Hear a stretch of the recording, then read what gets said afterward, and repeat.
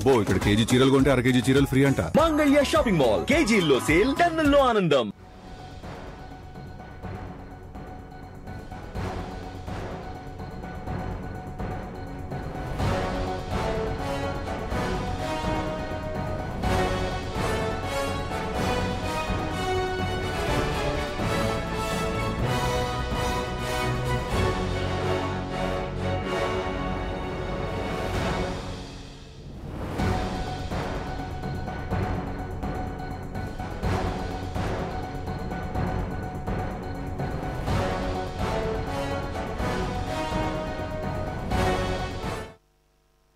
Formula E car race కేసులో కీలక మలుపు తిరిగింది.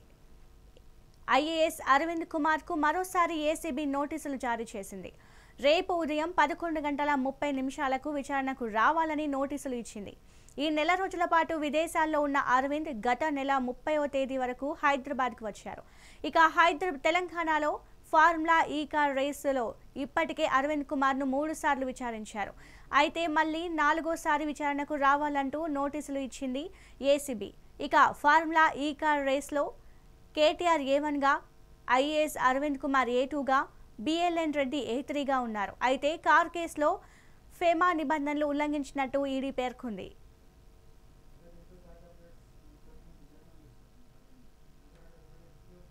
ఇక దీనిపై మరింత సమాచారం మా ప్రతినిధి జగన్ అందిస్తారు. జగన్ చెప్పండి.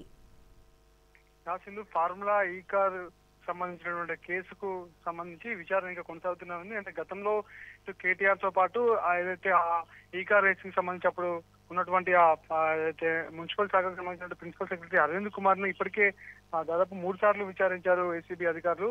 ఇప్పుడు 4వసారి అంటే ఆయనకు జూలై 1న రావాలంటూ కూడా నోటీసులు జారీ చేశారు గతంలోనే. ఎందుకంటే తను విదేశాలకు లీవ్ పైన, లాంగ్ లీవ్ పైన విదేశాలకు వెళ్ళిన నేపథ్యంలో తనను 30న ఇటు ఇండియాకి తిరిగి వస్తున్న నేపథ్యంలో జూలై 1నే ఏసీబీ ముందు హాజరు కావాలంటూ కూడా నోటీసులు జారీ చేశారు. అప్పటికి తన అయితే తన ట్రిప్ కొంత లేట్ కావడంతో 2వ తేదీన రేపు తప్పనిసరిగా ఇటు ఏసీబీ ముందు హాజరు కావాలంటూ కూడా సూచించినటువంటి పరిస్థితి ఉంది.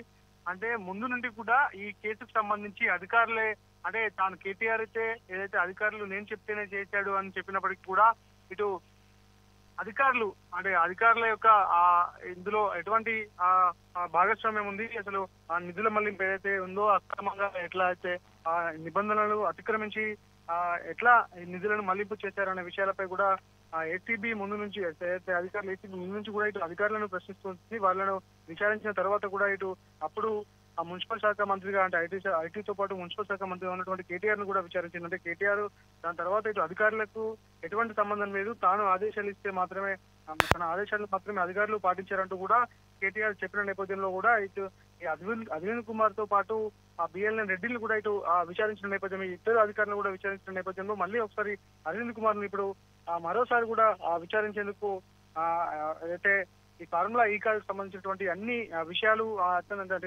ఈ విచారణలో భాగంగా ఇటు అన్ని ఎవరెవరి ప్రోద్బలంతో దీని డబ్బును పంపించారు, అక్రమాలలో ఎవరెవరికి ఎంత భాగస్వామ్యం ఉందన్న విషయాలపై కూడా ఇదే, అంటే రేపు ఏదైతే అరవింద్ కుమార్ రేపు ఉదయం 11 గంటలకు ఏసీబీకి, అంటే ఈ విషయాలన్నింటినీ విచారణ కోసం ఏసీబీ ముందుకు రావాలంటూ కూడా ఇటు ఏసీబీ అధికారులు నోటీసులు జారీ చేసిన పరిస్థితి కనబడుతుంది. ఓకే జగన్, ఇప్పుడు ఏ అంశాలపైన కీలకంగా విచారించే అవకాశం ఉంది? ఆయన రేపు విచారణకు వచ్చే ఛాన్స్ ఏమైనా ఉందా?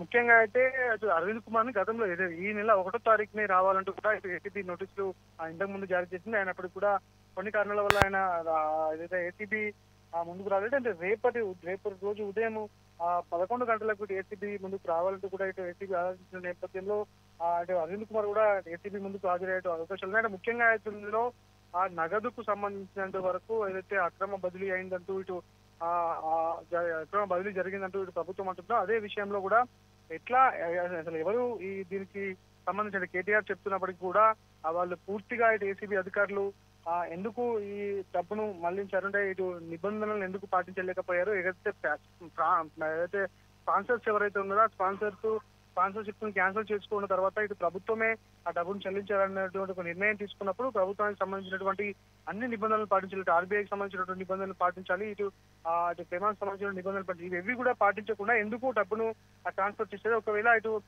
అధికారంలో ఉన్నటువంటి నాయకులు చెప్తే కనుక అంటే మీది ఎటువంటి విషయాల్ని పరిగణలోకి తీసుకొని పంపించారు అన్న విషయాలు, అంటే దీనిలో ఏమన్నా అవినీతి జరిగిందా, అయితే ఆ కంపెనీకి అయితే ఫార్ములా ఈ సంబంధించిన కంపెనీకి డబ్బులు అయితే ట్రాన్స్ఫర్ చేసినప్పుడు ఎటువంటి అవినీతి ఏమైనా జరిగిందా అన్న విషయాలపై కూడా ప్రధానంగా ప్రశ్నించనున్నారు. ఓకే జగన్, A3గా ఉన్న బిఎన్ రెడ్డిని ఎప్పుడు విచారించే అవకాశం కనిపిస్తుంది? అంటే ఇప్పుడు ఈ విచారణలో కూడా ఇటు ఆర్డర్ గా జరుపుకుంటూ వచ్చింది. ముందుగా ఇటు అధికారులను విచారించినటువంటి ఏసీపీ, తర్వాత కేటీఆర్, ఎందుకంటే అప్పుడు మంత్రిగా ఉన్నటువంటి కేటీఆర్ ను కూడా విచారించిన పరిస్థితి ఉంది. దాని తర్వాత మళ్ళీ అరవింద్ కుమార్ ని ఇది 4వసారి విచారించడం. ఇప్పుడు మళ్ళీ 4వసారి అరవింద్ కుమార్ ను విచారించారు కాబట్టి అరవింద్ కుమార్ ఎటువంటి అంశాలను ప్రస్తావించాడు అన్న విషయాన్ని బట్టి కూడా ఇప్పుడు నెక్స్ట్ బిఎల్ఎన్ రెడ్డిని కూడా ప్రశ్నించేటువంటి ఆస్కారం ఉంటుంది. అంటే ఇద్దరు అధికారుల యొక్క ఇప్పుడు ఏదైతే ముగ్గురు ఇద్దరు అధికారులతో పాటు ముగ్గురు ఎవరైతే ఆరోపణలు ఎదుర్కొంటున్నటువంటి వ్యక్తులు ఎవరైతే ఉన్నారో వాళ్ళు ముగ్గురు కూడా ఎటువంటి సమాధానం చెప్తున్నారు, అసలు ఎలా కేసులో ముందుకు ఎలా వెళ్ళాలన్న విషయాలపై కూడా ఏసీబీ అంటే ఈ ముగ్గురు చెప్తున్నారు. ఎందుకంటే ఇప్పటికే కేటీఆర్ ను కూడా విచారణ జరిగింది. కేటీఆర్ తర్వాత ఇప్పుడు అరవింద్ కుమార్ విచారణకు రావాలంటూ ఆదేశించారు. రేపు అరవింద్ కుమార్ విచారణకు వెళ్ళిన తర్వాత మరోసారి బిఎల్ఎన్ రెడ్డిని కూడా విచారించేటువంటి ఆస్కారం లేకపోలేదు. ఎందుకంటే ఈ ఇద్దరు అధికారులతో పాటు అంటే కేటీఆర్ తో పాటు ఇద్దరు అధికారులు కూడా కీలకంగా ఆ నగదు బదిలీ ఏదైతే ఉందో దానిలో కీలకంగా వ్యవహరించినటువంటి వ్యక్తులు. అప్పుడు ఫార్ములాకి సంబంధించినటువంటి ఆ పోటీలు జరిగిన నేపథ్యంలో వీళ్ళు ముగ్గురు కీలకం కాబట్టి ముగ్గురిని అంటే తర్వాత బిఎల్ఎన్ రెడ్డిని కూడా విచారించేటువంటి పరిస్థితి ఉంటుంది. Right, thank you Jagan.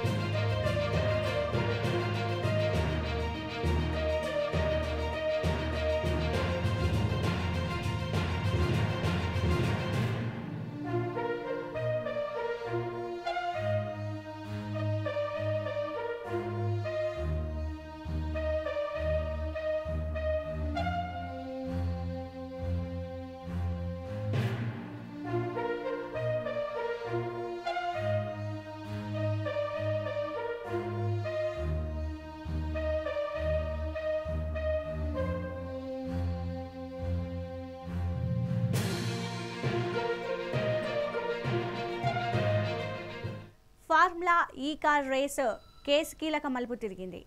IAS Arvind కుమార్కు మరోసారి ఏసీబీ నోటీసులు జారీ చేసింది.